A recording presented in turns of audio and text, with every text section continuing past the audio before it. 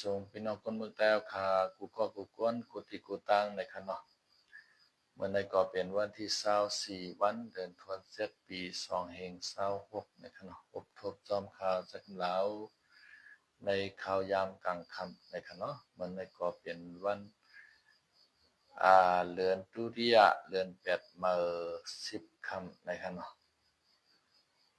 เดือน8มื้อ10ค่ำยาวใน10ค่ำหรือ11ค่ำคือบ่ค่อยต้องค่ะเนาะเมื่อในก็เป็นวันศุกร์ในคะเนาะอ้อมใจค่ะมื้อใจเอาค่ะมื้อนี้เป็นวันศุกร์ค่ะเนาะครับบ่ลืมแปดค่ะเนาะเย้าก็ตีดังเมืองไทยค่ะเนาะวันที่22นั่นค่ะเนาะวันที่22ได้มีซุ่มก่อการร้ายนะคะเนาะซุ่มก่อการร้ายขี่กามานะคะขี่กาในเสียดเกาะนะคะเนาะมันเป็นรถนิสสันนะคะเนาะเป็นการุ่นใหม่ค่ะเนาะเป็นรถมีแคปก้นหอมมันก็หนึ่งแล้วก็คนขี่ทั้งหลังได้6เกาะนะคะเนาะแล้วก็กองเซมือค่ะเนาะกองอากาศกอง M16 ค่ะเนาะกองซาลีละลายปืนอาวุธสงครามอันไทยเขาว่านั่นค่ะเนาะแล้วก็ขี่รถเครื่องมาแทง2เกาะนะคะเนาะอันขี่รถเครื่องมาในเป็นคนจ่ายค่ะแล้วก็ตะก้อหนึ่งในเฮ็ดเปิ้นซึ่งน่ะปงไปยิงค่ะเนาะใส่ฮิญาบอันเขาว่านั่นค่ะนะพวกโหลำๆทั้งตัวนั่นค่ะเนาะนุ่งสุดลำทั้งตัวเห็นพวกโหปล่อยตานั่นค่ะนะแล้วก็คนจ่ายตะก้อหนึ่งก็ขับรถหอรถมาค่ะเนาะมาอ่อนตังค่ะเนาะรถเครื่องมาอ่อนตังบ่รถเครื่องป่นกว่ายาวเนี่ยก็รถอันเป็นรถยนต์อันเป็นกาในค่ะเนาะเป็นกานิสสันรุ่นใหม่ในค่ะเนาะอันนั้นก็ควรอยู่ในกาอันอยู่ตั้งหลังมันค่ะเนาะพวกก็นั่นค่ะเนาะเอากองยื้อใส่เจ้าหน้าที่อันเป็นทหารพรานในค่ะเนาะทหารพรานในยื้อกันลั่นสนั่นหวั่นไหวค่ะเนาะแบบในค่ะเนาะคอมตั้งแต่ตั้งโตค่ะเนาะทหารพรานเนี่ยไล่เสียงการสุดมนต์กว่าตาหากอกคำเดียวในค่ะเนาะเหี่ยวก็กวนจอมหิมหอมไหลหวัดเจ็บแทงตาสีเกาะในค่ะเนาะเหี่ยวก็ป้าดุหวานใจก่อนหนึ่งค่ะเนาะอายุเหมาะ8ขวบ9ขวบแน่บ่แล้วก็ตึกยวดยาตัวไว้ค่ะเนาะที่ในสังวัดนาราธิวาสในค่ะเนาะนาราธิวาสค่ะเนาะที่ห้องยานาราธิวาสค่ะเนาะอันนั้นก็มือคำอันนั้นก็คำอันตั้งนั้นคำหนึ่งก็แต่มีเขาเอาหมากในค่ะเนาะเอาใส่ไว้ในกาค่ะเนาะในกาในรถเก๋งลำหนึ่งค่ะเนาะยกฮอรถเก๋งมาให้ในยกเอารถเก๋งเนี่ยมันยัดจอกตกกาให้แลปล่อยรถเก๋งเข้ากว่าในห้องตำรวจค่ะเนาะเป็นการคำมอกหมอก8 โมงในค่ะเนาะแล้วก็อีรถเก๋งเข้าไปในห้องตำรวจรถเก๋งเนี่ยก็แตกค่ะเนาะมากก็แตกในรถเก๋งกามันหนุ่งอ่อนรถกาแว่นในค่ะเนาะเมืองเฮาเพิ่นฮ้องว่ากาแว่นบ้านเฮาว่าปิงกาในค่ะเนาะเมืองใดเพิ่นฮ้องว่ารถเก๋งแตกสนั่นหวั่นไหวค่ะเนาะเสียงมันแรงได้แรงว่ารถเก๋งเนี่ยก็เลยรู้เดียวกว่าภายใหม่กว่าตั้งกันค่ะเนาะแล้วก็เฮ็ดให้โครงสร้างอันเป็นโรงตำรวจจังได๋ค่ะเนาะเลยจัดเลยแตกเลยงาบในค่ะเนาะเป็นค่ำคืนวันเดียวกันมื้อวันที่22ค่ะเนาะอันเป็นค่ำวันที่21ค่ะแล้วก็วันที่22มาเนี่ยก็อันเป็นซุ่มก่อการร้ายคนหมึกคนโจรหาเกาะค่ะเนาะ9เกาะนะคะอันขี่รถเครื่อง2เกาะอันมีนาฬิกาในซ้ำเป็น7เกาะนะคะเนาะเป็นคน9เกาะมายื้อทหารพรานค่ะเนาะอะไรเช่นกับชุดมนต์กว่าค่ะเนาะตาหาเกาะในบริเวณในที่จังหวัดนราธิวาสเนี่ยก็อ่า ปวดอายการศึกในเนาะเอาเคอร์ฟิวเนาะเปิ้นวางเคอร์ฟิวไว้เปิ้นเตตั้งเก๊กตั้งล้านอันเป็นเจ้าหน้าที่ตำรวจทหารเขากวดทัดไล่กูเกาะเนาะมื้อในกำมืออยู่ในมือเขาเหย้าในเนาะอันนั้นก็เป็นตีดีมองเจออันหนึ่งเนาะในก็ตั้งทหารพรานสุดท้ายเขาเป็นในเสียงการสมบูรณ์กว่าตาหาก็กำเหลียวในขณะอันนี้ก็เป็นข่าวลือหลังกว่าที่ในเมืองไทยวันเหมือนในขณะข่าวลือหลังอันนี้ก็ในช่องข่าวกู้ช่องเพิ่นก็ออกขณะก้วยกาอ่านเป็นก่อการหายจะได้ในย่อมไว้ขณะมีมาปียาวเข้าหึงในขณะย้อนเปิดสังแลเป็นกลุ่มก่อการให้มีมาปียาวเข้าหึงในย้อนเปิดว่าอันจุ่มก่อการให้เขาปียแอนเขาจะได้มีเป็นฉีจุ่มกำเดียวในขณะเขาไข่ไล่จังหวัดชายแดนภาคใต้ในไข่ไล่ขึ้นเป็นเมืองเขาในขณะเมื่อตั้งในก็ว่าจังหวัดชายแดนภาคใต้ในเป็นเมืองเขานะครับเป็นพี่น้องชาวมาลายูในขณะพี่น้องชาวมาลายูชาวมุสลิมนั่นขณะแต่ว่าก้นคือมาลายูในขณะก้วยกามือปานนั่นเนี่ยมือปานมือกุปอกปอกนะเจ้าคุณคำปานมือกุปอกคนขณะเพิ่นก็เอา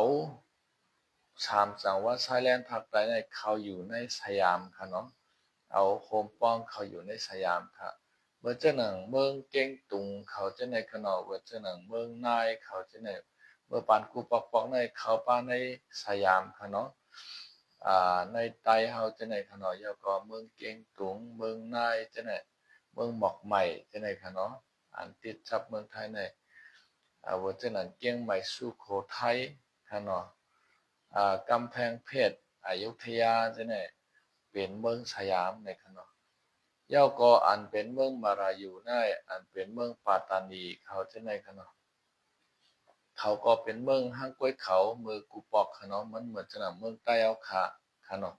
เมืองใต้เอาขาในเป็นเมืองเผาเมืองมันเมืองเล็กๆล็อกๆขณะเหมือนจะนำเมืองปั่นในก็มีเจ้าพาเมืองปั่นห้างก้วยมันเจ้าหนึ่งขณะ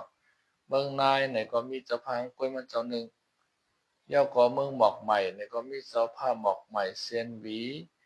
เจ้าผ้าเซียนหวีเก้งตุงก็มีเจ้าผ้าเก้งตุงลายขามีเจ้าผ้าลายขาเมืองหนองมีเจ้าผ้าเมืองหนองให้ไหนเป็นแคว้นไผ่แคว้นมันนาตีไผ่นาตีมันเว้งไผ่เว้งมันอุเปิงไว้ให้ไหนคะเนาะเวทนาเมืองยาลาปัตตานีนาราธิวาสจะในก็มีเจ้าเมืองของไผ่ของมันไว้ในคะเนาะก้วยกาวาเจ้าคุณอคำเปิ้นมือคูปอกเปิ้นเอามาอยู่กับภายใต้เมืองสยามในเฮงแลตั้งแต่นั้นมาก็อ่าไล่มาอยู่กับไทยให้ในขณะเขาก็ค่ายอ่ค่ายตั้งเป็นเมืองรอนแล้วก้อนขอหังกล้วยเขาขณะบัดนั้นพี่น้องใต้เฮาในขณะพี่น้องใต้เฮาขณะเนี่ยก็ค่ายตั้งเมืองรอนแล้วก้อนขอหังใต้เฮาหังกล้วยกล้วยกามันปันเฮาตั้งนั่นขนาดนะว่ามันปันเฮาขาตางในก็เฮาไขหรือเฮาขาเจ้าน้อยช่วยอันตาวขาก็อ่าลูกพื้นต่อสู้ขณะยิบกองกลางลักนาแถวลูกพื้นต่อสู้แล้วก็ต่อถึงพอมีมา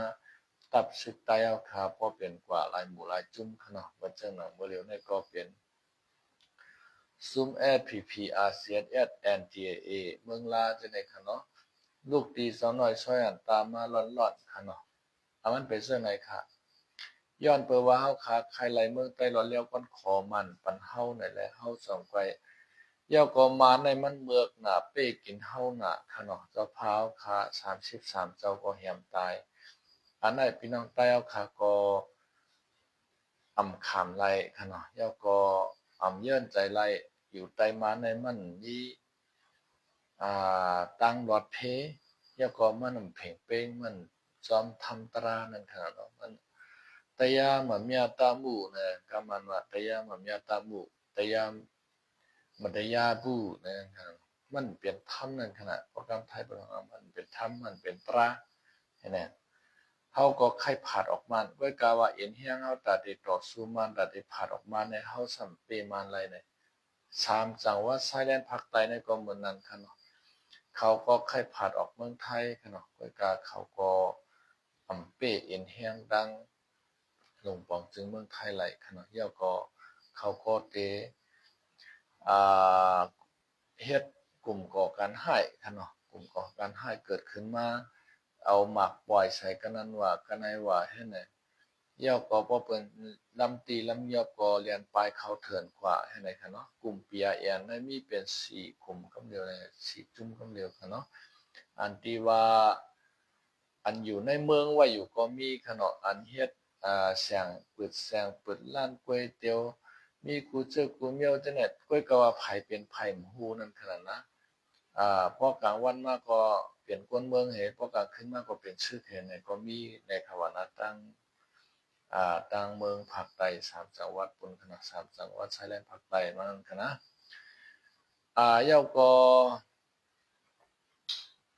อันตาจุ่มนึงได้แต่กำพองก็อยู่ในเถื่อนค่ะเนาะอยู่ในเถื่อนออกเถื่อนมาให้ปอกอยู่ในไว้ในลอยเหมือนจังน่ะซึกใต้เอาคันนั้นกันนะก้อยก็ว่าอยู่ๆเขาก็กว่าว่างระเบิดตีหนึ่งเอาตีหนึ่งใช่ไหมป้อนรวดเจ้าหน้าที่เขาทหารเขาตำรวจเขาเพิ่นมาก็เหยียบหญ้าหมักแตกจังได๋ขนาดเนาะไว้วางปอกก็มาวางระเบิดจ้อมเสาไฟฟ้าว่าจ้อมยิ้มกวยขายยาว่าเนี่ยแตกใส่ก้นก็ก้นตายอันที่เขาจังน่ะหรือเปิ้นเนี่ยอันเป็นสังขารเจ้าเนาะว่าเจ้าสั่งมาหมุนจังพอเขาหันให้เขาใกล้ลักขาตายแบบไหนบ่เหลียวในตำรวจทหารแล้วเอารวมมันสังขารเจ้าเนาะได้เป็นปัญหาต่างเมืองไทยค่ะเนาะ3จังหวัดชายแดนภาคใต้นะคะเนาะแล้วก็อันเป็นปัญหาแทงเดียวหนึงค่ะเนาะตั้งเมืองภาคอีสานในซัมเป็นตั้งเขมรนะคะเนาะเขมรตั้งไทยในก็เมียนกันดังเก่าค่ะเนาะย้อนเปิ่ว่าเขมรก็ใครไล่ดินแดนดินค่ะเนาะ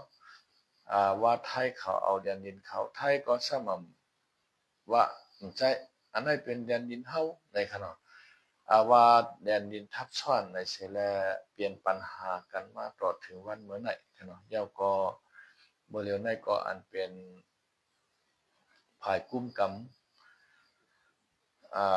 ซึกเขค่ะเนาะภายความมันกึมของเมืองเขก็มาถึงเมืองไทยแล้วมาลาดว่าเฮาได้เป็นตัวแต้นอยู่เป็นกลางซอยอุบซอยลาดปันนั่นคือสู่เจ้าช่องจึงเมืองในป้อเต็มในพิษแผกแตกหม้อกันสู่เจ้าช่องจึงเมืองในก็เปลี่ยนอ้วยดีเฮาทั้งช่องจึงเมืองในกันเนาะเมืองไทยและเมืองเขมรในก็เป็นเฮ็ดก่อเมืองเขค่ะเนาะแล้วก็กุนกาตั้งขายก็ซื้อขายติกันโคกของเมืองไทยก็เอากับขายเมืองเขโคกของเมืองเขก็มาขายเมืองไทยให้ไหนเมืองกับบอริยาก็เหมือนกันค่ะเมืองกัมพูชาเนี่ยก็เอาของเขาก็ขายเมืองเขเอาของเขมาขายเมืองเขาให้ไหนกับสิบกันให้ไหนกันเนาะกล้วยกะว่าซ่อมเหรียญดินในแต่ก็วางที่วางตั้งในตั้งเมืองไทยในตาหารเขาเปิ้นเอากว่าเฮ็ดโฮเขียนไว้เอาค่ะเนาะเฮ็ดโฮตำตึงโฮอุดโฮเรียกเขียนไว้เอา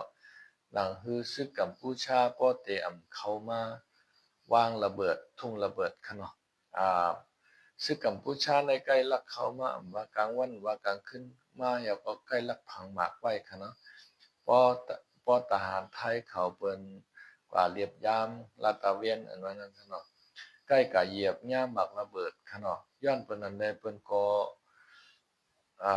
เปิ้นก็กว่าเฮ็ดโฮเขียนไว้แล้วนะคะเนาะเฮ็ดโฮเขียนไว้แล้วกวยกามื้อเหลียวในซึก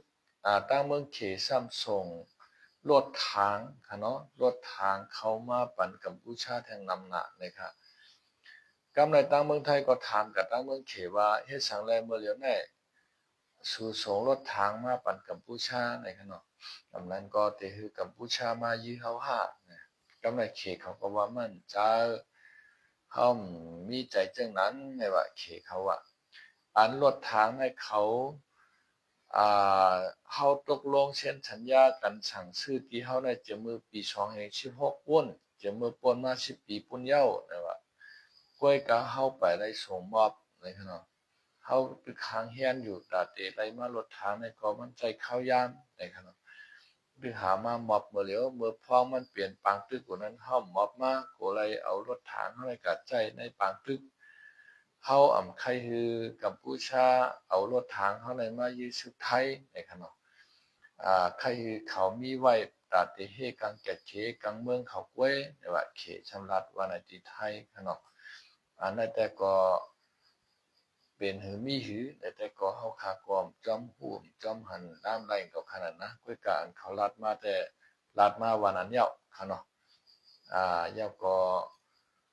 ลองเรียนยินตั้งคำเมียนในตั้งไทยก็มือในทหารไทยและทหารเขมรก็อยู่ๆก็แข่งขันการซื้อกันอยู่ค่ะเนาะไปกันเย็นเตะค่ะเนาะไปกันเย็นเตะเขมรในก็ใครไล่ขึ้นแผ่นดินค่ะเนาะอันนู้นไทยยึดเอาจะในไทยมันว่าเป็นของไทยเขาก็ว่าเป็นของเขาแค่ไหนค่ะเนาะอันในไผมานไผพิถือเขาคาความหู้จอมค่ะเนาะหู้จอมเขาหู้ว่ามันแข่งการซื้อกันได้ค่ะเนาะเย้าก็ตั้งเมืองเขค่ะเนาะเมืองเขในก็เมื่อเหลียวใน14จึงเมืองในค่ะ14จึงเมืองในเอากว่าต่างที่ในลุ่มกำผาค่ะเนาะว่าเขในป้วนเปลี่ยนน้านำปางหลายเข้ามานำหน้า90%เลยค่ะเนาะ90%ที่ในนำปางหลายไปสิเพกเนี่ยกำพองเปิ้นได้ฮ้องว่า South China Sea นี่เนาะทะเลจีนใต้นะครับเนาะกำไทยว่าทะเลจีนใต้กำอังกฤษว่า South China Sea น้ำปังไรเขตั้งเตอนะครับเนาะก็เป็นกำไตเอาแต่เย้าก็เขาเอาเข้ามาในทะเลหลงในนำหนานะครับ5 ปากปลาย95 กิโลนะครับเนาะกล้วยการในกฎหมายตั้งกำผาเปิ้นว่าไว้แต่ลูกตีหนังดินในเหยานออกกว่า2 ปากกิโลไม้ทะเลใน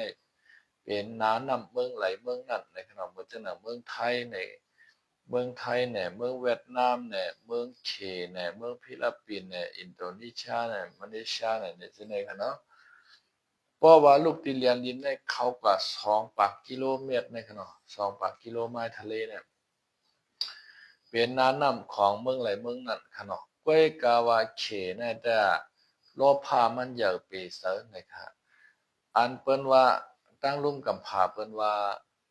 เขในป่นนานำป่น2 ปากมาทะเลมานำหนาเย้า90%ของ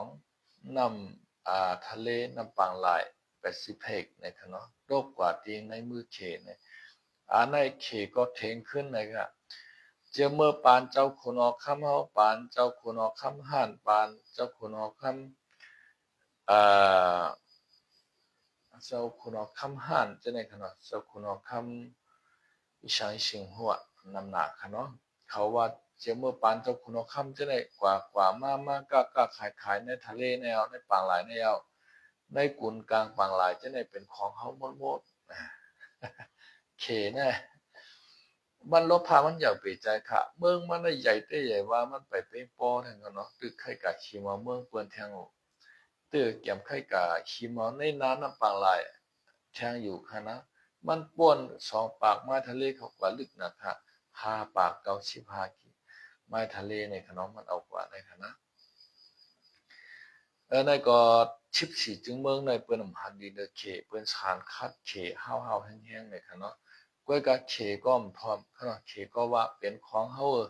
มีมาจะเมื่อปานปู่ปานบ่อนกำไร14จึงเมืองในเปิ้นก็ว่าไผมักมันปันซัวนั้นนำปังหลายจังได๋ว่าเป็นของสูในไผมักมันนะเมืองไหลมักมันน่ะเมื่อเหลียวในมันแต่มีเมืองมักมันค่ะโลเมืองไหลหันดีหันงามเมืองไหลลงลายมือปันเขว่ามันมีเมืองไหลมักมันมันมีเมืองไหลลงลายมือมันมีมาจะเมื่อ2แห่งปีป่นมาอันเจ้าคุณออกคำเขเฮาค่ะเนาะ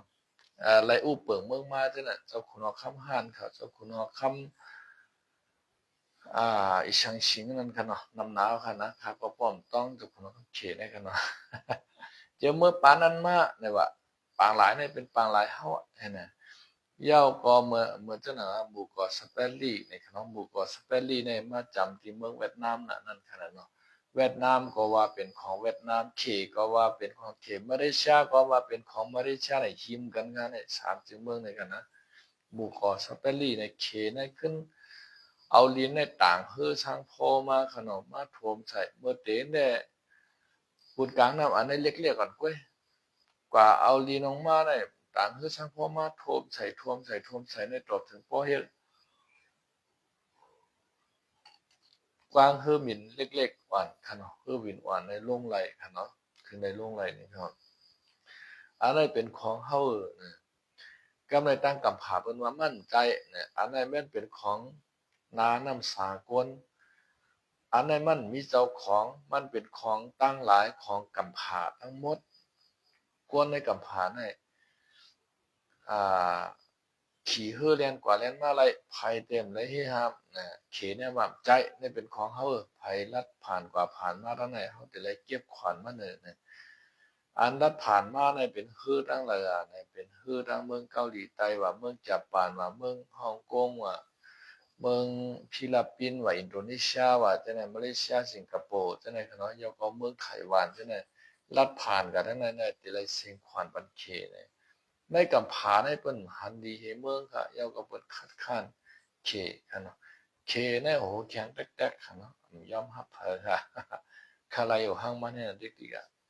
อารมณ์พาเขาในใหญ่ปีใจค่ะเนาะเคอันว่าในมันใจง่ายๆคือเฮ็ดก็เคต้าเมหน้าห้ามไตเอาคาวาไว้ค่ะเนาะในก็มือว่าค่ะเนาะมีปางกลุ่มตั้งรุ่มกำผาในตั้งรุ่มกำผาในเปิ้นหันดีในเค lai sang ke anti ki he ma he le po kan hiam kan le he nan kano an be sik ke le dan sik ฟิลิปปินส์ขณะเอาลามไพ่เฮป้อหูกันที่นั่นคณะป้อเลือดตกยางออกขณะหวาดเจ็บเฮาเฮียงป้อเลยขึ้นห้องยาที่นั่นคณะอันในตั้งกำผาในเป็นเซเนเขตเซเนเตเตวาวาขณะล็อกไล่เขตในมันเมียนถูกในคณะแกมเคยยึดเอานั้นปังหลายขณะ กำลังเอาคำว่าตัวเหมือนจังหนังเมืองอเมริกันเนาะและอิหร่านเนาะอันนั้นก็ยีกันมาเข้าตั้ง13 วันยาวค่ะยาวก็อันเตปล่อยใส่กันในซ้ำเป็นกลางขึ้นหลายๆเนาะเอาเครื่องบินมาปล่อยใส่กันเอาขีปนาวุธมายีใส่กันในเป็นกลางขึ้นหลายๆข้าก็อ้างปีญาเขาให้แก่อิหร่านเขาอเมริกันเขาจะในขณะเขาเฮ็ดขีปนาวุธเนี่ย ใครมันไวหรือเสียงมันแทงเย้าก็ตกเมียนใส่ขนาดด้วยในคอมพิวเตอร์ในคอมพิวเตอร์นี่แหละแต่ยื้อใส่เมืองนั้นเมืองใดอันไหนตั้งไก่มาในแสสองเฮงกิโลขนาดลูกกันในยื้อกว่ากับปุ่นในคือมันพวกกระตกเมียนเอาเนี่ยมันใจง่ายๆขนาดมันแต่ไรกล้องสารป้าเล่าเทียมว่าอย่างยิ่งว่าเนี่ยมันแต่ไรหันนั่นขนาดเนาะเฮาในห้องยื้อกองใน อยู่กองยามจะได้ก็ยอมมาคุงกวนก็ยอมชิตียานบอกเฮชิบาชาวว่าเยื่องหือมันเตอร์ในจำไปเตอร์ขนาดนะเขาเยื่องอีกชังสิงเนี่ยอันไหนเมืองต่อเมืองอ่ะไกลเป็นเฮงกิโล2 กิโลมงตัวยบ่มหันอ่ะเด็กโคลกมันกันไหนขนาดจีป๊อบไหนกันไหนขนาดชาไหนขึ้นภาคอ่ะว้าวะเป็นหลายจัวมองเลยหัวกระโตกใส่ฐานทัพอเมริกันปั้นในก็ เดี๋ยวเพี้ยวขนนลาบครับเป็นนากองอายกวนพื้นกวนภัยในแต่ปีแล้วครับพี่น้องเขาอันยันกวนในก็มันดีเตดีว่าขนาดเมื่อเร็วเนี่ยอิหร่านก็จ้ามนะครับอิหร่านเนี่ยใจง่ายๆเอาคำเมื่อเร็วเนี่ยเขาขัดด้วยจอมห้อยถิ่นมันในคณะหมายหนึ่งของกัมพาเนี่ยเป็นซึกอเมริกันค่ะซึกอเมริกันเนี่ยเฮาหนาหันนะจ้าหนาแขนนะ เครื่องวินเขาว่ายุทโธปกรณ์กูจะกุมโยเนี่ยเป็นไม้หนึ่งของกับผาหมดเนี่ยอิหร่านในมัดตัวปันอเมริกาในขณะเมื่อกว่าในว่าเมืองตาวันออกกลางภูมิภาคในขณะตาวันออกกลางเหมือนเจ้าหนังเมืองประเทศกลุ่มอ่าวใช่ไหมขณะแต่มีเมืองอะไรพ้องอ่ะแต่มีเมืองซาอุดิอาระเบียขณะเมืองสหรัฐอาหรับอิมิเรตส์ UAE นะยกเมืองกาตาร์ขณะยกเมือง เลบานอนเนาะเมืองจอร์แดนเนาะแล้วก็เมืองอ่า เมืองโปแลนด์ใช่ไหมคะเนาะออกจากเมืองโปแลนด์ได้ขนาดเมืองบาเรนขนาดคูเวตใช่ไหมคะเนาะแล้วก็อียิปต์ใช่ไหมมีเป็น7-8-90เมืองตะวันออกกลางในคะเนาะใจใหญ่เมืองอเมริกันเต็มาจอยเขาในเขาก็ห้องเอาตับอเมริกันมาปักตับในเมืองเขาก้อยกะอันตั้งอันเขาทางและตั้งมันเปลี่ยนมาเนี่ยมันยากกันเอาค่ะการว่าใจใหญ่อเมริกันอิหร่านให้เตรียมยี่ป้าเนี่ยอย่างเฮเพอิหร่านในขณะมันหือใจวันบริเวณเนี่ยอิหร่านให้ตัวเป็นอเมริกันให้รับคาเป็นหน้ากองหมดค่ะกังฮือวินมันว่าอีชังมันว่าอันที่เนอจอร์แดนในขณะในจอร์แดนในกวายน้ำหนาวค่ะอย่าว่าเจ้าในเมื่อคูเวตเขาจะบาเรนจะไหนซาอุดิอาระเบียจะไหนอิหร่านเอาขีปนาวุธยิ่งกว่าไรความเร็วเหนือเสียง15 มากกว่านั้นนะตัวปันอเมริกันได้รับค่าเป็นนักกองตายกับที่11กว่าซึ่งอเมริกันอันวัดเจ็บได้4 ปากปลายจำได้5 ปากเขาค่ะเนาะมันแก่เตแก่ว่าค่ะไหนกล้วยกาว่าหัวภายไลเตเป้และภายไลเตต้ากันเมื่อเลียวในก็อเมริกันก็เติมน้ำมันเครื่องวินเต็มปิกเอาขาดเทปฏิบัติการครั้งใหญ่ที่สุดเลยนะก็เนี่ยอิหร่านก็ว่าอเมริกันได้เตะปืนปางตึกกำพาป้องกำฉางยาวในคณะอิหร่านให้ปืนเผามาซึ่งนั้นครับพี่น้องเขาแล้วเขาขาก็ติไปตัวขนาดภัยเตเป้ภัยเตการในคณะอิหร่านได้ตั้งอเมริกันอิหร่านได้ราชาดังเขและตั้งเกาหลีเหนืออยู่ภายหลังมันเห็นรักมันแห้งกันส่งมันกองกลางขีปนาวุธมันขนาดอันมันบ่อยกล้วยก็มีตั้งนำตั้งหลายกันเนาะนะครับย่อก็มีข่าวแทงอันนึงขนาดข่าวแทงอันนึงได้ในเฮาคาไลยินข่าวมาว่องแวงกันเนาะเป็นก็เลยปล่อยข่าวมาแต่เฮาคาความฮู้กันเนาะข่าวเลยหันในเฟซบุ๊กพี่น้องแต่เอาข่าวหลายๆก็อ่อนกันแซ่กันลาดกันมายาวขนาดว่าคนไทยเขาเปิ้นนำไข่ปันพี่น้องแต่เอาขึ้นไว้เจ้าพาราตีไว้คำยาวในขนาดใจเต็มเฮาคาความฮู้ขนาดอย่าไปขี้ใจค่ะอย่าไปไม่ใจค่ะเนาะก็เพราะว่าอาลูป้อมเลยกับไว้เจ้าพระราตีรวยคำในแต่เฮาเลยกว่าเมืองคำหมาดีกว่าเนาะโยเฮาเดี๋ยววันไหนค่ะเนาะมั่นใจจังนั้นครับพี่น้องครับเปิ้นอำปันเฮาไว้รวยเลยก็เย้าค่ะเนาะเปิ้นอำปันเฮากะจ้องเลยก็เย้าค่ะเนาะอย่าไปขี้ใจลานะพี่น้องเฮาเขาอย่าไปขี้ใจลา กามไทยเปิ่นว่าไว้ว่าหือสวรรค์อยู่ในอกนรกอยู่ในใจนะครับว่าสวรรค์อยู่ในอกนรกอยู่ในใจกันเนาะเมืองผีกำตั้งดูตีอยู่กำหัวใจนะครับว่ากำไตเฮาว่าไว้แต่ขันนะอืมแล้วก็เมืองผีก็มีในหัวใจเฮาในยาวะเมืองอะไรก็มีในหัวใจเฮาในยะอยู่กับอะไรก็ยาวเพราะว่าเฮาใจดีใจหวานใจมีใจเมตตากรุณาอุเบกขาอยู่แปลมาโสตราสีปามีในหัวใจเฮาในกาอยู่ในน้ำก็ย่อเนือลอยก็ย่อตีวานเฮาเฮิรนเฮาก็ย่อมันเป็นตีดีตีทอดตีเมียดหมดยาวขาพี่น้องเฮาเขาอ่ำใจว่าตีดีตีทอดตีเมียดนะมีอยู่ตีเนือลอยคำ ขนาดมีอยู่ที่จ้องนั้นจ้องในวัดนั้นวัดไหนรวยนั้นรวยไหนเนี่ยอำใจค่ะพี่น้องเขาอย่าไปไม่ใจลาเปิ้นปันเฮาก็ขึ้นวัดอำกันนอนจ้องก็อย่าไปพิษใจอย่าไปไม่ใจค่ะพี่น้องเขาค่ะเนาะเออด้วยคาริยันเขามุสลิมเขาคำกว่าวัดกว่าไหว้บ่ก้วยกาเขากว่าวัดเขาไปเงาค่ะนะบ่คาริยันก็กว่ากูวันตั้งหน่วยค่ะเนาะกูวันตั้งหน่วยเขาก็วนว่าเพราะเขาตายเอาแต่ไรเมื่ออยู่จ้ำเจ้าเยซูที่เมืองกลางหาวในขวัญนะเพราะเป็นมุสลิมก็เขากว่ากูวันช็อกยาค่ะวันชุกค่ะเนาะวันชุกในมุสลิมเขาแต่กว่าห้องเป่าในอวดว่าอะไรค่ะเนาะเขาแต่หูจักอธิเปมันค่ะเนาะก้วยการแต่เป็นก้ามดีก้ามหวานก้ามยันของเขาคือก้มหูภาษาเขานั่นค่ะเนาะว่าเขาตายยากเขาก็ติเลยเมื่ออยู่จอมจับพระอันล่อเขาในค่ะเนาะเขาทำนาห้อมเตกับวัดกับว่ากับย้อนชูกระยา ย้อนชูกับอะไรก็อะไรครับพี่น้องเขาชาววันอยู่ในอกนรกอยู่ในใจบ้านกว่าอยู่ในการเนื้อเกี้ยงก็กว่าเปียดเปิ้นเรียนเปิ้นกว่านอนเกี้ยงหูก็กับค่าจื้อค่าเชงเปิ้นลูกเมื่อห้างดีนะลูกเก้าห้างดีเป็นนั้นว่าเป็นในว่าการก้าการขายจังนั้นจังไหนเนี่ยตัวแต่การนอนเกี้ยงใจชำเมื่อมีอยู่ที่เฮิรนเมื่อมีอยู่ที่นาการทางงานจังไหนก็มันไหลกู้โชค่าพี่น้องเขาค่ะเนาะ เมื่อเจ้าน่ะเจ้าชาตาเสียงว่านั่นน่ะมีกวนเฒ่ากองอายุก็เลย75นั่นน่ะกะเวียดป่าโหหม่อนโหหม่อนชอหอที่ในป่าข้ากุดนะโหใหม่ก็กัดงานป้องปล่อยเวียดมันลงก็ผมนะเชิงเวียดว่าเชิงบักของว่าเจ้าวุ้นนะป้องโหวงขึ้นมาว่าเชิงเวียดมันฮอกใส่น้ำนั่นขนาดนะชิ้นนะ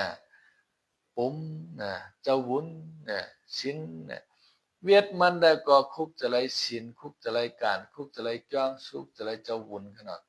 เจ้าวุ้นวิธีจ้องในขนาดพอมือจ้องวิธีเจ้าวุ้นในมีสินในขนาดให้มือหับขามสินห้าที่เจ้าวุ้นให้มือหับขามสิน8สิน9สิน10ที่เจ้าวุ้นในว่าหมากเวียดมันหมากผองมันปันสติมันไอเท่าโหหอกโหซ่านั่นน่ะอายุ75เนี่ยไอเท่าไม่หลายๆโตเพิ่งในมาห้องก่อยเท่าน้อยไอเท่าไม่หลายๆโตเอ้ยเมื่อเป็นลูกพลันพอน้อยเมื่อมาห้องก่อยเท่าน้อย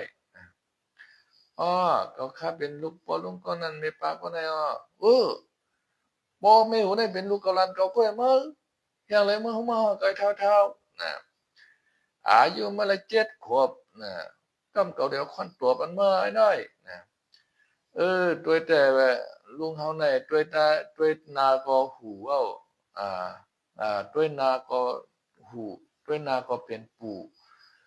ด้วยนาก็เป็นลุงก้อยกะตาให้ลุงเฮาในต่างดูอ่านอายุ7 ขวบกว่ายังนะลุงเฮาใน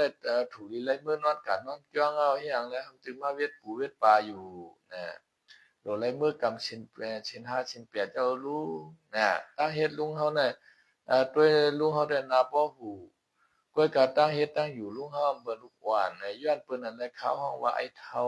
ลุงเฮาเจ้าลุงฮะว่านั้นฮะ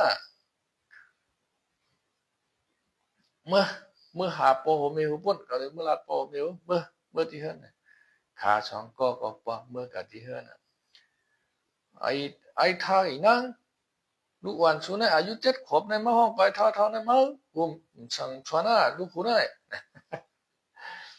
แต่เสียตาเสียงมันละเรียบนะเขาเนาะ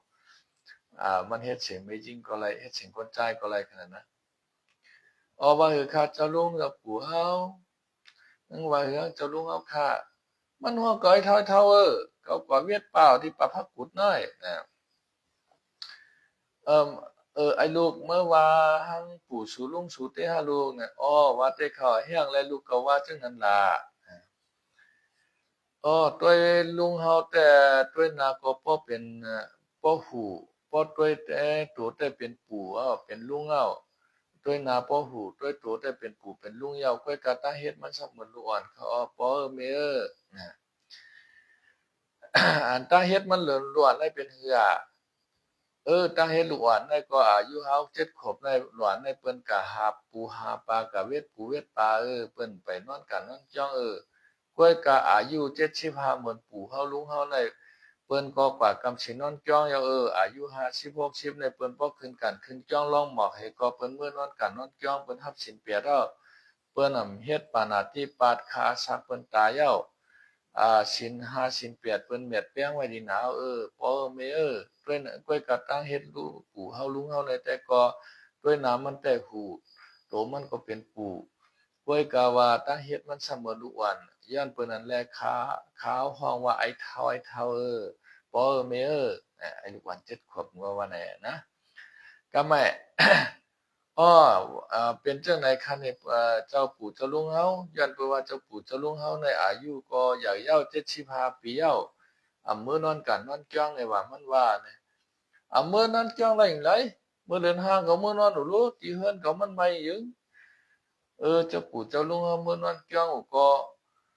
อ่าฮับขามชินเปียดคายโยเนี่ยชินได้ก่อมเลยครับนะก็มื่อนอนหลายอ้อมื่อนอนเห็นคาแลป้อนนานเพราะเขาหวานได้เมื่อเดียวก็ติเขาหวาวคารุเนาะเมื่อเดียวตู้เดียเล่นเปียดป้อมใหม่12 คำ13 คำขนาดแทบ2-3 วันเลยก็ติเขาว่าเขากำกันเอาค่ะเนาะดูใจไอเท่าในมือนอนเกี้ยงเอาคานั่นนะปีนี้เพราะนั้นก็เพราะเขาว่าเขากำได้คือเจ้าลุงเอามือนอนเกี้ยงขนาดเก่าเต็มมือนอนไหลอ่าเพราะนั้นก็อันดูอ่อนว่าได้ก็มันก็เมียนเจ้าปู่เจ้าลุงติปอติหามันก็หำเมียนอวดจังตั้งมันว่าเก่าเพราะนั้นก็หวานได้เก่าเต็มมือนอนกันนอนจ้องกวนเพราะเจ้าปู่เจ้าลุงเอามือนอนจ้องก็เฮาขาดจอมเฮาขาดได้ซื้อปันหมักน้ำมันน้ำเต้าน้ำเต้าหยาดว่าช่างว่าสัตว์เอี้ยนว่าเฮาขาดได้ซื้อปันเจ้าลุงเฮาเดี๋ยวเพราะนั้นซื้อมื้อเก่านะเฮ็ดไหนว่านะก็มันจะไอ้เฒ่าก็ในว่าในแต่มื้อนอนจ้องเอาขยเนาะมันเป็นเจ้านั้นคั่นน่ะโตแต่มีเนื้อจ้องใจช้ำมีอยู่ในตรงในนาในในน้ำในหนองคั่นน่ะนะ จ่องรายว่าเมืองไทยในเป็นเพราะว่าสวรรค์อยู่ในอกนรกอยู่ในใจกำไรมันมีคนสองเกาะครับในอภูมิทางอันหนึ่งนะกำไรคนสองเกาะในว่าเนี่ยอ่าลุงตากองเนี่ยเมื่อนอนกองค่ะนะเมื่อในวันเดือนมวนก็ถึงเมื่อนอนกองก่อนเดือนเปียดมวนเขาว่าเย้ากำไรลุงตากองเนี่ยมันเป็นนอนกองนะอายุขาก็50เป็นกันนะไอ เมิ่มกว่านอนจ้องแน่นะว่าถามก่อมกว่านอนจ้องนะว่าเขาไปกำไรเขาได้กว่าหาปลากวนเขาได้กว่าในหน้ากวนนะว่ากำไรอันชิงเมื่อนอนจ้องเนี่ยมาเลยเฮาเมื่อนอนจ้องก็เขาไปกำไรเขาได้กว่าหาปลากวนนะว่าเพราะนั้นเมื่อนอนจ้องก็เรียกว่าเขาจอมว่าไม่แต่ไรกุโสนะว่าไอ้ตากอหังมันพักเปียไม่ลงกว่าในหน้าตากอเนี่ยหาปลามีในหน้ากำลังอันเมื่อนอนจ้องวนว่าเนี่ยเปิ้นปันชิ้น5 ชิ้น8ยานับหมากไหนก็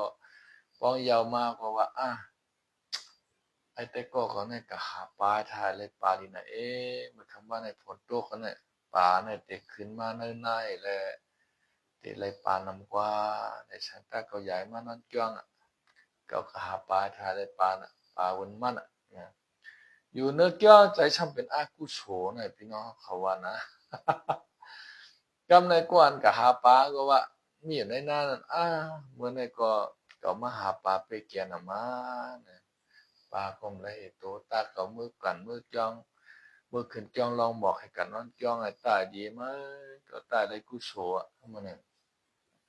เขาหาปลามาในก็ตั้งจุดตั้งสาจะอากุโฉก็คนทำนาเขาใครมือกันมือจ้อยเขาเนี่ยใจมันในอยู่ในหน้าวนถึงการถึงจ้องมันทำไรกุโฉวะในพี่น้องเขาว่านะอันก็อันเมื่อนำหมากอยู่ในจ้องเนี่ยมันมีอยู่ปานาจะพลานนำหมากใจมันจะปีหมากใจมันจะบุปาจุปาคีนั่นกันนะปากบปาลูกใช่ไหมอันนั้นเมื่อเป็นอากุโฉหังมันเดือดจ้องบนพี่น้องว่าย้อนบนนั้นแหละเมืองผีกำตั้งดูที่อยู่กำโหใจในขณะเฮาใครอยู่กับอะไรก็อยู่ที่โหใจเฮาในขณะเฮาใครอยู่เมืองผีเนี่ยเมืองกวนเนี่ยเมืองอะไรเมืองนิพพานเนี่ยอยู่ที่เฮาเฮ็ดเอาหางกล้วยเฮาหมดเนี่ยอย่างไรมื้อนอนกันนอนจ้องเนี่ยบ่ว่าที่เฮือนที่เยเนี่ยมันมีลูกมีลางขนาดมีกวนเฮือนกวนเยนำเกา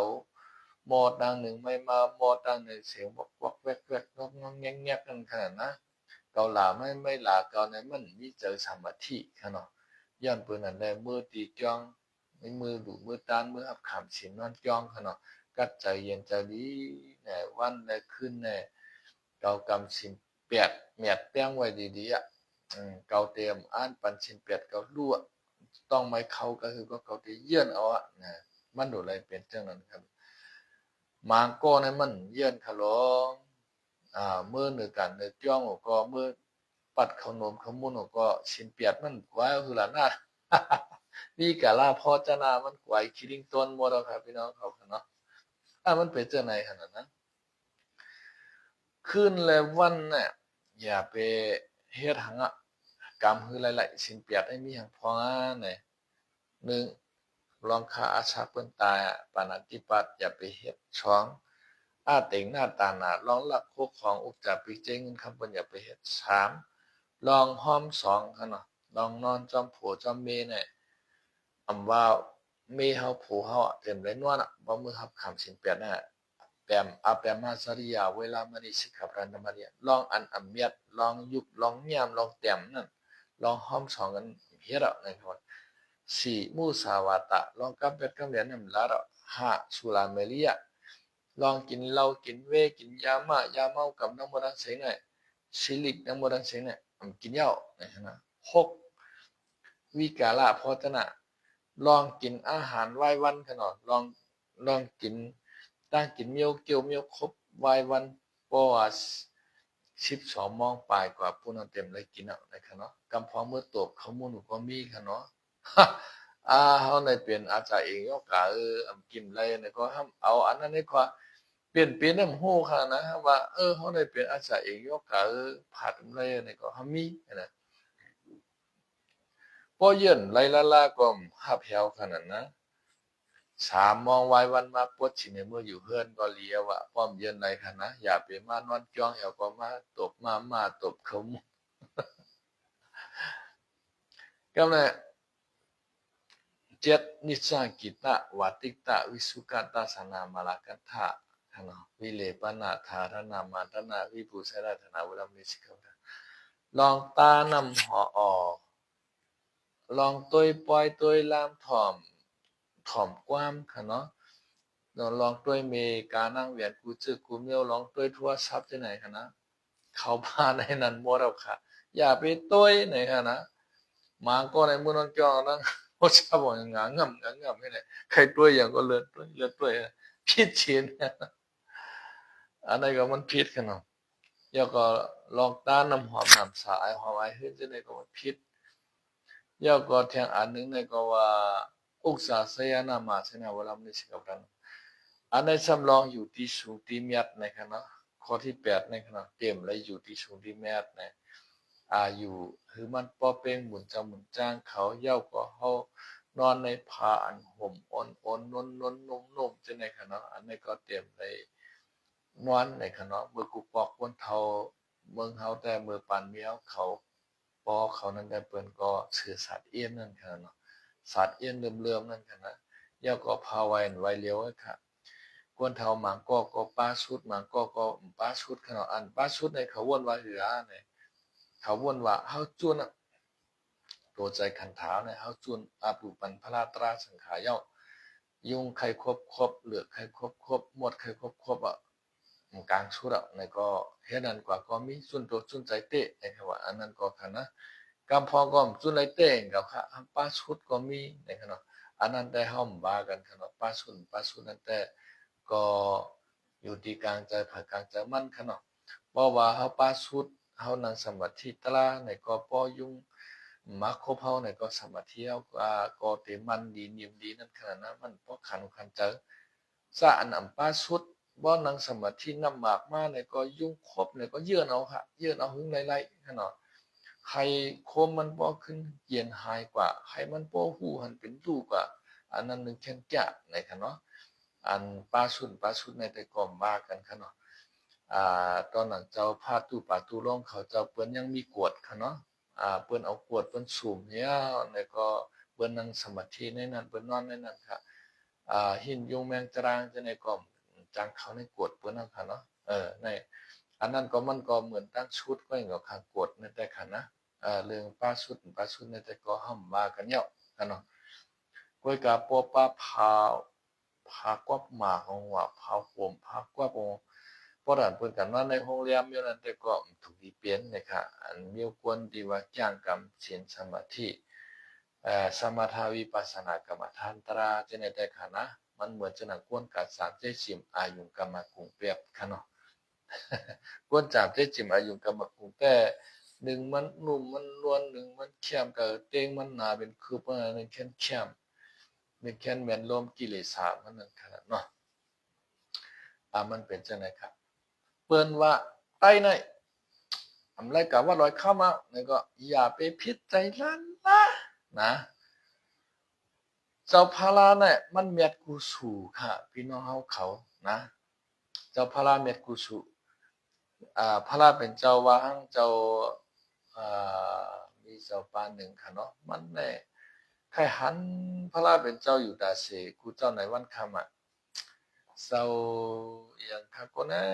ค่ะบ่ลืมว่ามันเป็นปู่นาก่อนนึงมันมาหันพาราเป็นเจ้าในห้างลีน่ะสบายน่ะพาราเป็นเจ้าในห้างลีเปิ้นชุดในกำผาจะเป็นคนใจในค่ะนะพระราเป็นเจ้านาอิ่มเอิบค่ะเนาะเต็มดีน่ะตั้งแก้มตั้งกลางตั้งหน้าตั้งตาในมันทางดี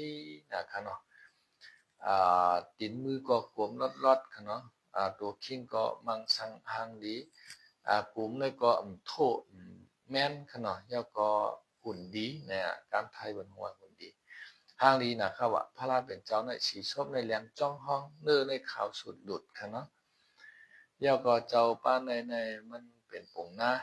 มันหันพระราเป็นเจ้าหางดีนะเยาก็ว่าใครหันพระราเป็นเจ้านั่นคือป้อติแลหันพระราเป็นเจ้าในเก่าติแลอยู่เนี่ยมันวนเลยอันนึงเกาโหลดไล่กะทาโหเฮ็ดเจ้ายาหานเฮแลอยู่หิมจำพระราเป็นเจ้า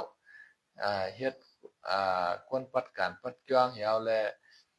อ่าคือนำบรรพราเป็นเจ้ากว่าเนี่ยมันก็วนอะไรหนังในก็ย้อนเฮ็ดเจ้ายาหานค่ะเนาะเฮ็ดยาหานยาวเนี่ยพระราเป็นเจ้ากว่าตั้งหลายไปตั้งหลายก็จ้อมต้วยพระราเป็นเจ้าพระราเป็นเจ้าพ่ออยู่หยาบนั่นขนาดนะ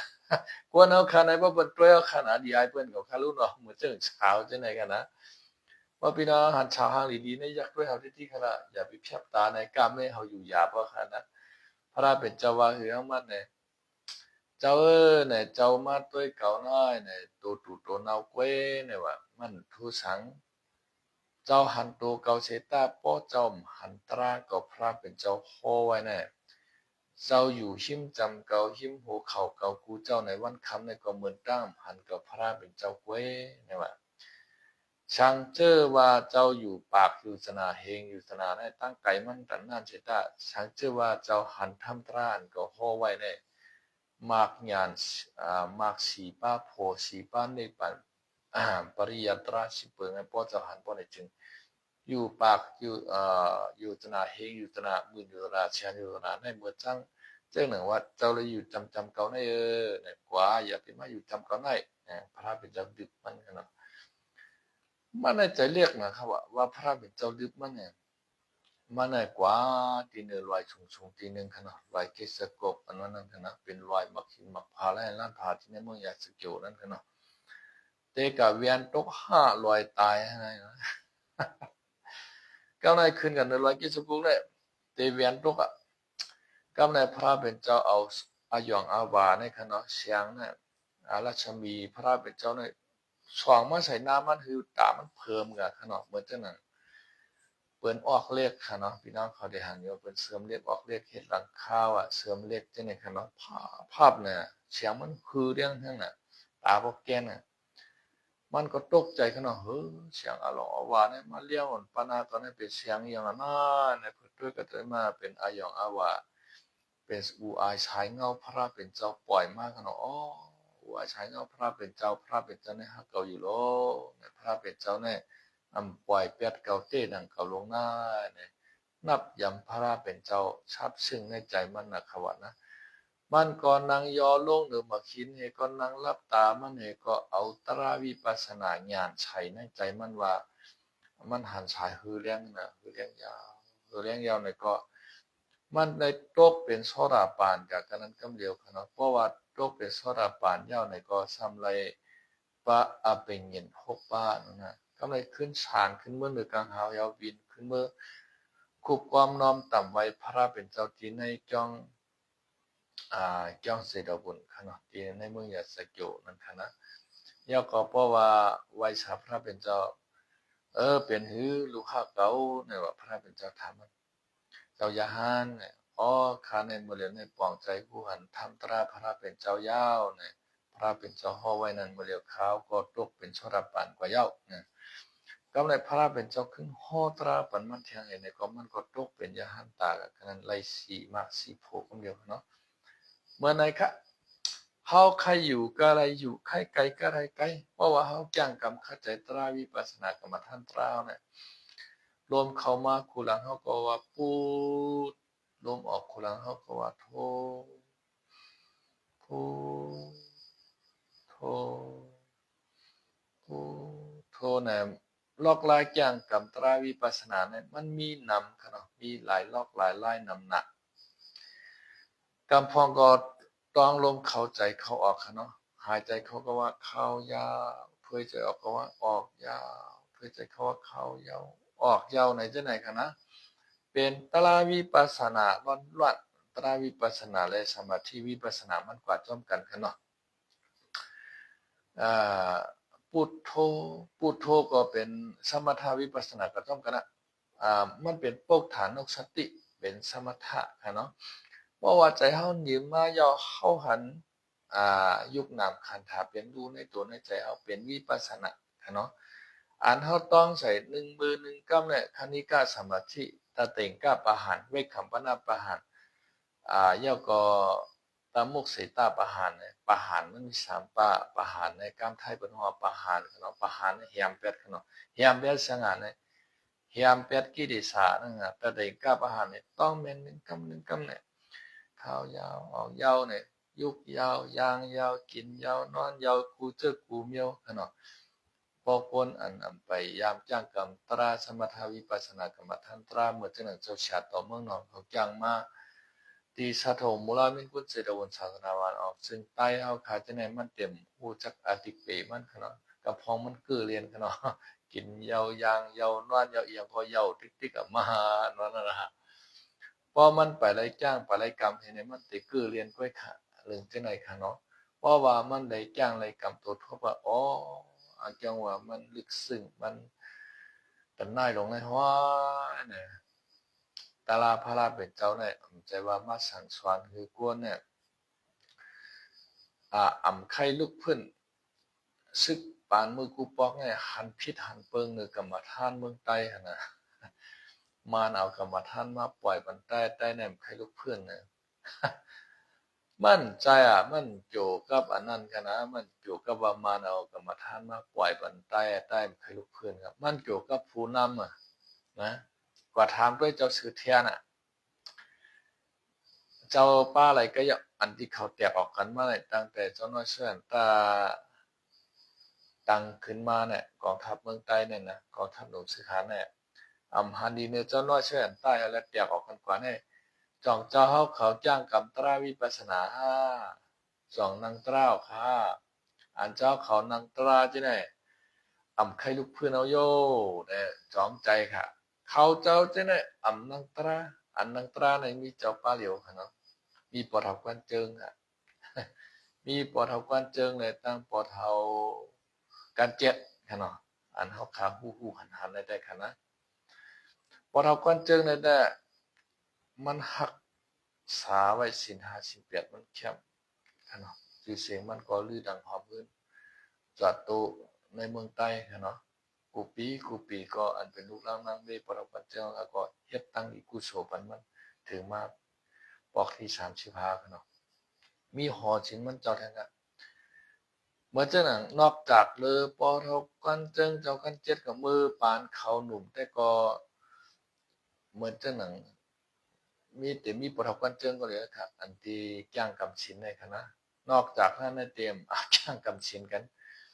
ในจุมยิบกองกลางลูกเพื่อนกูเจ้าเนี่ยเจ้าเสือเจ้าปังผ้าเจ้าเสือเทียนเขาเจ้าคุณชาเขาเนี่ยจองเจ้าเขายามการนั่งจ้องกับมาท่าหน้าจังจองยามการนั่งตราวิปัสสนาที่จ้องมาท่าในบ่อเนี่ยเขาวนว่าเขาเจ้าที่เนี่ยยามการนั่งจ้างกำตราวิปัสสนาให้เปาะนะช่างเจ้าว่าเขาเจ้าที่ในการนั่งจ้างกำตราวิปัสสนาจ้องมาท่าเนี่ยแหละมิใจใครลูกเพื่อนยาววางกองกลางล้างหน้าคนมานเนี่ยอันนั้นแต่ถูกรีว่าย้อนเปิดว่ามานเอากรรมฐานมาปล่อยบันใต้เขามีใจใครลูกเพื่อนเนี่ยเมียน่ะป้องเป็นจัง ก็กะมันแม่นน่ะกูเจ้าเนี่ยโหนาไต้เฮาเนี่ยโหนาชื่อไต้ป่านสิบปันมาเนี่ยเข้ามากะเข้าจ้องมาท่านนะพวกเนี่ยมาสอบคนเมืองชนคนเมืองว่าย้อนเปิดว่าจ้องมาท่านแต่ใจคนเมืองแต้วอ่อนๆใจคนเมืองใต้เฮาแข็งแข็งใจคนเมืองใต้เฮาให้ลูกเพื่อนมันอยู่ที่ผู้นำเฮาเอาไปผิดไปเปลืองไงนะลองจะไหนแต่เขาจ้อมพร้อมเป็นอันเดียวกันเขาแตกไม่แตกเขาผิดไม่ผิดเขาเพราะผิดกันเป้กับห้อผู้เขียนมายบอันกันเฮในก็เฮาบ่ก้านกับเฮนะเมื่อเจ้านั้นเจ้าสือเทียนเอากับป้างว่ามาจะเมื่อเห็นกับปาก71ปุ่นน่ะก็เฮ็ดเป็นคอมมิวนิสต์จอมเปิ้นนี่กับห้องเอาเปิ้นมาตึกพอเท่ากันเจิงเอาพอเท่ากันเจ็ดเขาเจ้าคุณสาเขาจังนั้นน่ะเมื่อปี18 19มาเนี่ยเจ้าปางผ้าเจ้าสือเทียนเอาเนี่ยก็เยาะคิงชูเขาจังนั้นขึ้นกับห้องเอาว่ามายื้อโคราชทั้งน่ะอันนั้นมันโจทย์จอมกวนจังกรรมฐานให้อีกนะนั่นนะกวนฮู้ไอ้ตือตันได้ก็ว่าย้อนเปิดว่าใต้เฮาในเฮ็ดปล่อยฉางร้องน่ะย้อนเปิดว่าใต้เฮาในกว่าเขาจ้องกรรมฐานน่ะย้อนเปิดว่าใต้เฮาในเฮ็ดปล่อยล่ำน่ะมันโจครับนะมันโจอันที่ใต้เฮาไหลเมืองรอเลี้ยวก้อนคอใต้เฮาเปมานว่าเนี่ยย้อนเปิดว่ากะเขาจ้องกรรมฐานย้อนเปิดว่ากว่าเฮ็ดปล่อยหลูปล่อยต้านว่าก็คือมันโจครับกล้วยน่ะก้ามไม้อันเขาไขว่าเนี่ยนะเขาฮู้อยู่ใครคือใต้เฮาเนี่ยอันที่เฮาเอาเงินเฮาก็เฮ็ดดูเขาเฮ็ดสร้างร่องว่าการดูการต้านว่าเนี่ยอย่าไปเอากระดูกระต้านกระทุ่มเทมันก็นั่นทีเดียวความหมายเขานั่นใครคือเอาเงินเนี่ยกาซื้อกองกลางล่างหน้าเฮาเลยโกดตั้งตับซึกขึ้นมาคือมันยิ่งใหญ่คือมันเข้มแข็งคือมีเฮียงเฮาเลยเกียรติเคกลางเอาเมืองใต้ก้อยกาเฮาเอาเงินในกระทุ่มปันตับซึกขนาดหน้าเนาเนี่ยเพราะว่าตับซึกเฮาเป็นอันเดียวกันดูมันเปเป้เปิ้นนู่นแหละช่างเจอว่าตับซึกใต้เฮามีเหมือนเจังหนังเวียดนามขนาดเวียดนามในเปิ้นมีตับซึกเดียวก้อยโหชิมินห์มาอ่อนโหมันเฮาแหละตาปันเวียดนามใต้ในกวนฟังดูแล้วกว่าเฮาก็คึดเวียดนามเลยอันเดียวไอ้ก็เวียดนามใต้ก็เข้าโฮมเวียดนามเลยเนี่ยก็คึดเวียดนามอันเดียวตึกเป้อเมริกันตึกเป้ฝรั่งเศสออกเมืองว่ามันดูเป็นจังได๋ครับอันในเฮาเปลี่ยนชึกเก่าชึกใหม่จุ่มเก่าจุ่มใหม่เฮาก็กลับมาก็แถมปันตั้งปุ้นว่าก็มาแถมปันตั้งได้ว่าต่างฝ่ายต่างมีเฮียงขึ้นมาตบกันขึ้นให้มันได้เฮ็ดทู่หั่งล่ะอันเฮาโดดตบแม่นเป็นมารเฮาเป็นอันมาเต็กเต็งเป้กินเจ้าเครือในเฮาค้ำกัดตบเฮานั่นก็สมาตบกันมันแต่มีพรอีช้างเฮามีเงินหนำมองตันคือก็อย่าว่าเฮาอย่าไปเฮ็ดปล่อยให้ปังอย่าไปกะเข้าจ้องมาท่านให้เอียดก็อย่าว่าเอาเงินลงกะทุ่มบันตับซึกตับซึกผายปุ้นเฮาขึ้นกับห้องเอาไว้หลีมาตบกันภายในก็มันเปไรมันมีตังเมืองใต้เราเรียกว่าขอนะป่วยว่าก้นกะเข้าจ้องมาท่านแลในเมืองใต้น่ะเฮ็ดสร้างรองแลในเมืองใต้กะดูกะต้านน่ะแลในเมืองใต้น่ะมารเขารู้จ้องมาท่านมาในนำเหนือใต้แทงกว่ามหาจีเอกตาเนี่ยจ้องมาท่านมาในคณะใต้ควายปองมันมีเป็น3ปาก4ปากคณะโมโกเยกตาเนี่ยใต้ควายปองมันมีเป็น3ปาก4ปากสาขามันกิ่งเพมันมีเป็น3ปาก4ปากเมืองมันเนี่ยตลาดวิปัสสนาในมีเป็นหลายเกิงฮะ1มหาจี2โมโกก3มินกุลขนาดเสดวนชาตนามานออกเนี่ยเป็นเงามันก็แต่ว่าคึดเล็กๆก่อนก็ว่าอันมาเพในมาเพอยู่ในเมืองใต้เอาในก็มินกุลในกันนะเดี๋ยวก็เงียดตุนกายว่าเดี๋ยวก็เอ่อนี่อย่างเท่าน่ะอันที่เฮานักละในแห้งๆนั่นน่ะอันเจ้าจันทิมาเขานั่นน่ะเตอินกูนะเตอินกูชาโตในที่ไหนขนาดนั้นแล้วก็ใจกระสานชาโตเนี่ยมันมีน้ำหนักซุ่มกับมาท่านเมืองมาในคณะอันหลังๆมันก็จะมีอยู่2เกิงเนาะเกิงมาจีและเกิงโมกกน่ะหลังแห่งนั้นเลยคณะอ่านำแล้วเมืองใต้เฮาคาทังกวน กรรมฐานมินกุลเมืองใต้มีหลายเตือกมี41เตือกใครๆอยู่เนาะมี41จ้วงอ่ะเนี่ยก็มีกำพองก็บืดทางกล้วยค่ะเนาะว่าจะเสียชุกข้ามาเนี่ยก็เอาแนวทางเหมือนจะหนังโมกบค่ะเนาะกล้วยกาปานเจ้าเสียชุกข้ามาค่ะแต่ก็อยู่กลางๆค่ะเนาะอโมกบความใจมหาสีความใจอยู่กลางๆเอาจอมมิชิมะปฏิปตะค่ะเนาะเมื่อปานปอเจ้าเสียชุกข้ามาเจ้ามาหลวงนั่นแต่เอาโมกบมากค่ะเนาะอวิสสาปิสยาสังขาราสังขารปิสยาวิญญาณนำนั่นค่ะนะโมกบจัดไว้นั่นค่ะนะเจ้าชาววนิกตะเมืองขวัญเขาจะไหนขนมในใจเกิงมกกค่ะเพราะสังขารนั้นปวดห้องในกำลังในใจไผ่มกกเพราะเป็นสังขารภายดังจ้าแนมในใจสัทธงมูลามินกุศลดาวันสาวน้ำมันอองในขนมเป็นเจ้าไหนค่ะเมืองมันเนี่ยกรรมท่านนำหรือเมืองใต้ในแทงเป็นปากปูนเหปูนวันขยโยคัดด้วยในคณะมานังอุบเมืองใต้เขาคาราอยู่ มานเขาก็เฮ็ดสังร่องด้วยก็ทำเฮ็ดหลายวันเหมือนไต้เฮาเปิดเฮ็ดวันเดียวไว้กันเนาะไต้เฮาเฮ็ดสังร่องนี่เป็น3วัน5วัน7วันมันป่วนปักป่วนเปิงมันหนักป่วนตีเก่านี่ก็เปลี่ยนอันเปิงเงินเตค่ะนะให้มันเมียนจอมแนวทางพระเป็นเจ้าก็ซ้ำเมียนเก่าพระเป็นเจ้าขามเมียดปานนี้รู้เจ้ายาฮูลาเขาจังได๋คะเนาะมันเป็นจังได๋ค่ะ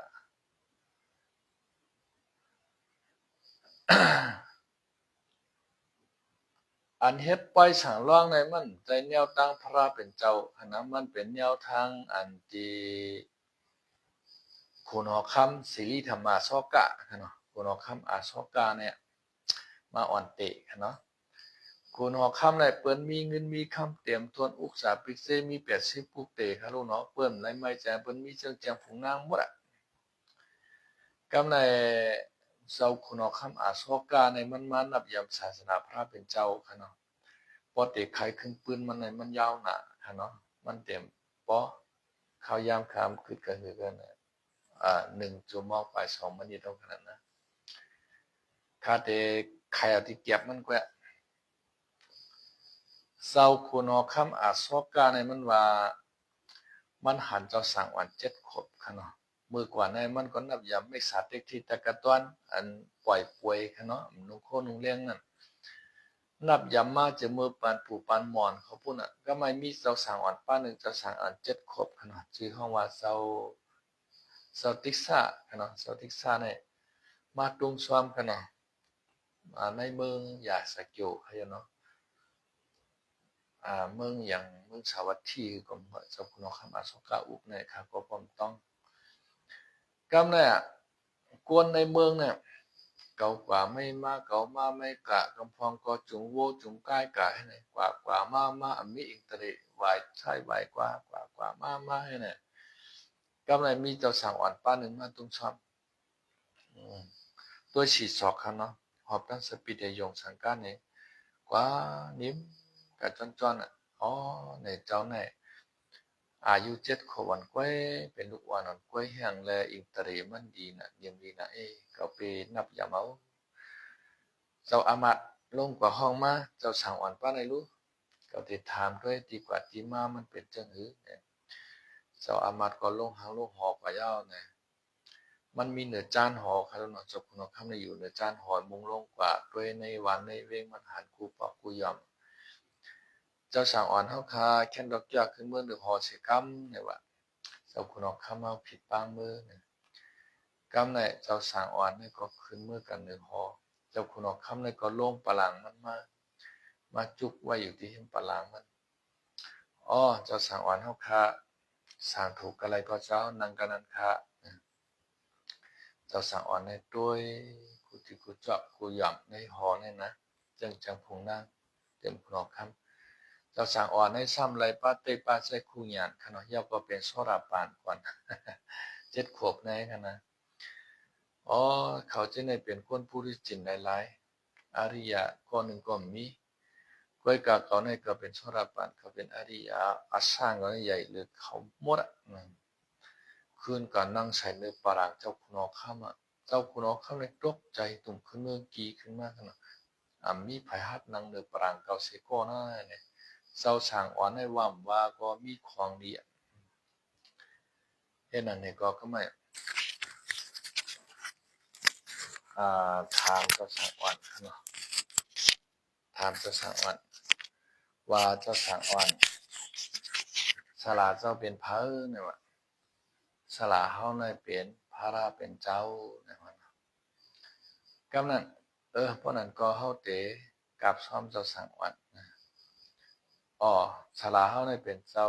มอกกะลิปกตาติกามะเถเนี่ยพระราเป็นเจ้าในหลวนกว่าเนาะมือนั้นเนาะกำนั้นเฮ็ดนั้นให้ก็กับซ่อมเจ้าสางบ่กับซ่อมเจ้าสางอย่างนั้นเพราะนั้นก็มือพุกมาเจ้าเฮาห้องมาหมดเจ้ายาหานอันมีอยู่ที่ในธรรมในหูในหวยในลอยนั้นตั้งสลาเจ้าเฮเนี่ยจึงมือพุกมาห้องมาหมดเจ้ายาหานหาปากทั้งเป็นเที่ยวเขาเว้งมาหั่นนะดีนับจำดีกิ่งโยนะกำในสุขุนอค่ำเขาก็หางเฮียนบ้านช่วมเผื่นเข้าเผื่นพักไว้แคมเรียบหลีงามยามเหลียวเจ้ามอกกริปกติธรรมเถนน้ำโหน้ำนามานั่งให้ซุ่มซ้อมขณะพอซุ่มซ้อมยาวก็ฮอตราปันเจ้าคุณออกคำพอฮอตรายาวเนี่ยเจ้าคุณออกคำเนี่ยนับยำหนักตั้งแต่วันนั้นมาเนี่ยเปียบเกืองแต่กระตอนเนี่ยมาเขาเป็นเกืองพุทธภาษามันว่าหางลูกใจลูกจริงมันว่าลูกใจเก่าลูกยิงเก่าเนี่ยว่าเก่าใครเอาลูกยิงลูกใจเก่าในเขาทำในศาสนาพระราเป็นเจ้าต้องเต็มพร้อมหือลูกใจลูกจริงมันว่าพร้อมเขาเพราะว่าปอเฮามีใจในเฮาคัดขวางกลางใจปอเฮาเพราะนั้นก็เอาในกว่าต่อถึง7 วันในให้จามเจ้จิมคุณให้เตรียมทนนะข้าวตั้ง7 วัน7 คืนเนี่ยเต็มเลยไปเรียนในกว้างเลยก็เปิ้นหาบกาหามกาเอาเต่งกาแห่นเนี่ยเร่งจากการเร่งนื้อหนังนื้อปลาหนังปลาเนาะเร่งอาหารการกินพัก12มีในขณะใครตัวจัดด้วยเชียงไหนเนี่ยเอาจัดเชียงเมกานั่งเวียนทางดีทางงามมากาเนี่ยแทงข้าวทั้ง7 วัน7 คืนเนี่ยพอถึงที่วันที่7มาเนี่ยเอาขี่วอขนาดขี่วอในมือกับที่จ้องพระเป็นเจ้ามือเรียบจ้องพระเป็นเจ้าสามเพราะขึ้นมือขามเป็นยาอันกวนใจและยาอันนางยิงกันเนาะใต้เอาในเยืองเอากันนั้นมากค่ะไม่ให้ปล่อยสั่งร้องเลยเป็น7 วัน7 คืนเนี่ยมีก็หามมากกว่ากูเปิ้นได้เปิ้นเป็นเจ้าของข้ามเปิ้นเลยไม่ใจเฮาเนี่ยเป็นคนผ่านคีย์ว่ามันเคยเหลืองไอ้ปล่อยของกูเขาทางเฮา7 วันไหนกันนะไหวปล่อยยาวในก็ไม่รู้หาเงินเตียนดีครับอะไรมันถูกดีเป็นค่ะนะขามเมียดก็ไรค่ะอย่าไปเฮ็ดอย่าอลังการต่างหน้าก็ไรค่ะนะก้อยกับพ่อสุดจะมีเงินก่อมบ้างเก่าใครเฮ็ดหลายวันเฮ็ดเป็นเดือนก็ไม่ซังกันเนาะเป้าหมายมันแต่ก็ให้หมอนั่งสมาธิวิปัสสนากรรมฐานตรายให้ไรมากไรถูกค่ะเนาะการฉังขาเจ้ายาหานมี2 เมี่ยวค่ะเนาะปริยัติลองอ่านดิกชวนธรรมย้ำการปฏิการ3 ครั้งปฏิลองจ้างกรรมสมถาวิปัสสนากรรมฐานตรา2 เมี่ยวไว้ค่ะเนาะนอกจาก2 เมี่ยวนั้นเป็นการลืมมันค่ะเนาะเป็นการลืมมันอันนั้นก็ค่ะเป้าหมายของพระเป็นเจ้าเฮาก็ให้อ่อนกันนั่งสมาธิวิปัสสนากรรมฐานตราให้ไรมากไรโพกอย่าให้มันมาเกิดเท่าเป็นตายทั้งนั้นเนาะอันใต้เอาคาเฮ็ดปล่อยสั่งร้องกุนใน3 วันมาเอาเฮ็ดเจ้าสางในเลย3 วันก็ทากขึ้นเนาะชุมเงินชุมตัวเขาว่าได้หั่นนะก็ในกะฆ่าไก่ฆ่าหมูฆ่าวัวฆ่าควายมาเลี้ยงกันทั้งเปลี่ยนวดอาเปียเรานั่งนั้นกันนะ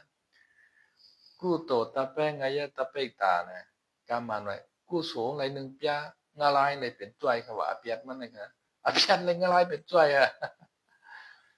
เนี่ยไก่ตายจอมหมูตายจอมโบกายตายจอมให้เนี่ยเลี้ยงกันในขณะเล่งเราเล่งเวเล่งยามาเล่งจะพัฒนาเรียกกันขนาดนะมันเป็นจังได๋พระเป็นเจ้าเอาลูกมันเจ้าใจอยากฮู้หลาเมื่อเฮ็ดเจ้าสางในว่าเนี่ยเจ้าอนันตาเนี่ยเจ้าอยากฮู้หลาได้เอากระทาหวยเอามาคำสั่งปันเนี่ยในก็เย่าอยากกะเย่าเป็นเจ้าสางกะแก้งกำตราใน7 ขวบเป็นเจ้ายาหันตากะเจ้าอยากฮู้หลานะและเฮ็ดไว้เฮ็ดล พระเป็นเจ้าก็ไม่ได้สั่งร้องจ้างร้องหังเจ้าอนันตาเจ้ามอกการันสารีปุตราเขาเป็นได้สั่งร้องจ้างร้องหังอ่ะเอฮิเปคูเนี่ยเป็นเจ้ายาฮันมาอัตโนมัติค่ะเนาะมันเป็นจังไหนครับย้อนเปว่าไต้เฮากว่าเฮ็ดไว้สั่งร้องว่ากะนั่งกำสินกรรมาท่านตราว่ากว่าลูกกว่าต้านขึ้นการขึ้นจ้องน่ะเมืองแต้มหลวนเรียกว่าขอไหนมันเกี่ยวอย่าเป็นมาลาทิมคาไหนนะเมืองไทยเนี่ยกรรมฐานบนนำมันนำอะเกิงธรรมยุทธ์ว่ะเกิงธรรมกายว่ะนะมีเป็นหลายๆเกิงแล้วก็เกิงบนห้องว่าล่ะสั่งอุจจาระอยู่จังหวัดจังเวงเนี่ยมหานิกายว่ะไหนเจ้าเนี่ยเปิ้นก็นับยำพระราตราสังขารมันเฮากับเมืองไทยดังร้อนเดียวก่อนขอกันเย็นขึ้นใหญ่ใหม่สูงมันหังกันนะเนี่ยกำพองวัดใต้เฮาเลยนับยำพุทธภาษานะมันขึ้นใหญ่มันมาเกี่ยวนั่นเนาะมาเกี่ยวป้อยว่ากันนับยำคดียันเห็นไรเมื่อร้อนเดียวก่อนขอในคางเขานับยำคดียันโอ้ย่างเผิกเขียนอยู่เขานับยำคดียันโอ้เมืองคำร้อนเดียวก่อนขอไอ้ป้อยว่าเตงนะอย่างไรอเมริกานะนับยำคดียันอ่ะเมืองยุโรปเนี่ยราชาเขายุโรปอเมริกันเขาเนี่ยนับยำคดียันอย่างทำมาเมื่อวันเดียวก้นคอมันคางเขียนอยู่เขาเขียนเองเขาจะในขนมอันนั้นมันเกี่ยวครับมันเกี่ยวที่ว่าตั้งเฮ็ดตั้งสร้างกวนเฮากันนั่นก้วยเพราะเป็นเจ้าปุถมันเหลียทั้งหมดในกล้องเกี่ยวค่ะมั่นใจค่ะเหมือนเจ้าหน้ามีหลายเมืองบอกว่าเป็นเจ้าปุถเหรอฮะนี่นะข้าล่างเผ่าพันธุ์คือกวนเนี่ย มันอยู่ตีต้นโตโหใจไผ่โหใจมันก็ขาดร้องในขณะไผ่เฮ็ดดีก็มันเลยดีไผ่เฮ็ดให้ก็มันเลยให้ขนาดวันเหมือนในก็เตมาตรงตักพี่น้องเขามาข้างหน้าให้พี่น้องขายอยู่กูก็กูคนอยู่ลีกินวันเหตุการณ์ขึ้นใหญ่ไม่สูงเพราะมีข้าวยำไว้มังยากันแทงเดี๋ยวก็อย่าไปลืมเต็กไลน์เต็กแซดเต็กซับสไครต์บันค้าจากคำเราเสียเก้าเนี่ยอย่าไปลืมติดตามขนาดช่อง YouTube ครับเปิดมาใหม่ขนาดพอเต็กปุ๊บในหิงมันเดี๋ยว3 ลูกขนาดกดมันลูกตั้งเหนือมันแทงกำปั๊บในขนาดก็ปองว่าติดตามในพ่อค้ามีข่าวใหม่ๆครับก็จะเอามาแสดงแจ้งข่าวบันพี่น้องเขาแทงค้าวันเมื่อในก็ไม่สงค่า